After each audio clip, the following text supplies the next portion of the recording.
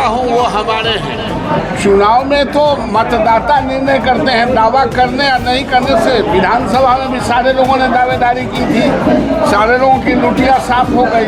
और संस्कृत विद्यालय उनको जांच का आदेश दिया गया है सर, जो भी है उसके बाद बंद किया जाएगा, क्या कारण क्या है सर? पहले भी एनडीए की सरकार थी, आज भी एनडीए की सरकार है। जांच करने के लिए इतना ढोल पीटने की क्या जरूरत है? आपको जहां मन लगता है वहां जांच कीजिए ना। नमस्कार, आप देख रहे हैं लाइव सिटीज। मैं हूं आपके साथ मधु। शिक्षा मंत्री को अगर फर्जी मदरसों और संस्कृत विद्यालयों का जांच करवाए। पहले भी बिहार में एनडीए की सरकार थी और आज भी बिहार में एनडीए की सरकार थी। उन्हें जांच करवाना है तो जांच करवाए, आखिर वो इतना ढोल क्यों पीट रहे हैं? ये बातें कह रहे हैं बीजेपी के नेता और बीजेपी के एमएलसी नवल किशोर यादव। आज नालंदा एक शिक्षक संवाद में शामिल हुए थे, जहां उन्होंने जमकर कहा है कि अगर शिक्षा मंत्री मिथिलेश तिवारी को जांच करवाना है फर्जी मदरसों का और संस्कृत विद्यालयों का, तो वो ढोल क्यों पीट रहे हैं? वो अपने हिसाब से काम करवा सकते हैं, उन्हें आखिर रोका किसने है? सिर्फ इतना ही नहीं, देखिए उन्होंने महागठबंधन पर भी निशाना साधा है। महागठबंधन पर भी निशाना साधते हुए कहा है कि अब महागठबंधन की लुटिया डूबने वाली है। जैसे बिहार विधानसभा में उन्हें करारी हार मिली थी, आगे भी उन्हें करारी हार मिलेगी। एमएलसी चुनाव भी होने वाला है, उसको भी लेकर उन्होंने कहा है। पहले हम आपको सुनवाते हैं क्या कुछ कह रहे हैं बीजेपी के नेता नवल किशोर यादव। मैं उनका हूँ वो हमारे हैं। हम अनवरत शिक्षकों के बीच में घूमते हैं, बात करते हैं, उनकी कठिनाइयों को जानते हैं और फिर उसको अमल करने के लिए सरकार को आगाह करते हैं। उसी क्रम में यहाँ आए हैं। आने वाला चुनाव को लेकर क्या कुछ तैयारियां हैं?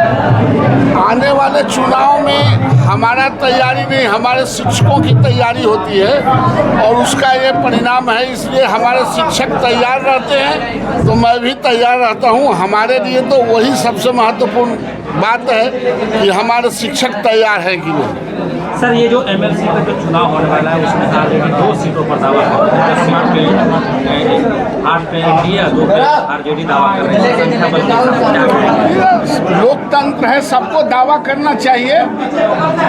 चुनाव में तो मतदाता निर्णय करते हैं, दावा करने या नहीं करने से। विधानसभा में भी सारे लोगों ने दावेदारी की थी, सारे लोगों की लुटिया साफ हो गई। लाठी अब बहुत पुराना हो गया है। लाठी नहीं, सरकार ने तो 6,000 से 5,000 से बहाल करके विशिष्ट शिक्षक तक बनाया है। ऐसी कोई बात नहीं है। वो कुछ लोग अनावश्यक जाते हैं, अभ्यर्थी के नाम पर गद्दा निशान करते हैं, उसमें पुलिस बर्बरतापूर्वक करती है। शिक्षा मंत्री का एक बड़ा बयान आया कि पूरे बिहार में जो फर्जी मदरसे हैं और संस्कृत विद्यालय हैं उनको जांच का आदेश दिया गया है सर, जो भी है उसके बाद बंद किया जाएगा, क्या कारण क्या है सर? उनको रोके हुए कौन है? पहले से कोनो एंग्लो इंडियन की सरकार थी क्या? पहले भी एनडीए की सरकार थी, आज भी एनडीए की सरकार है। जांच करने के लिए इतना ढोल पीटने की क्या जरूरत है? आपको जहां मन लगता है वहां जांच कीजिए ना, काम की। वजह क्या है सर? फर्जी मदरसा हमेशा मदरसा का अब वो बोल रहे हैं तो मैं शिक्षा मंत्री का स्पोक्समैन नहीं हूँ, वो बताएंगे, उनको ज्यादा जानकारी होगी, मुझे कोई जानकारी नहीं। तो हमने बीजेपी के नेता नवल किशोर यादव को सुना है, जो बीजेपी के एमएलसी भी हैं। उन्होंने तमाम बातें कही है, शिक्षा मंत्री पर भी जमकर तंज कसा है। उन्होंने शिक्षकों के हक की बात भी की है कि अगर आने वाले कोई चुनाव भी होते हैं तो उसकी तैयार भी हमारे शिक्षक ही करते हैं।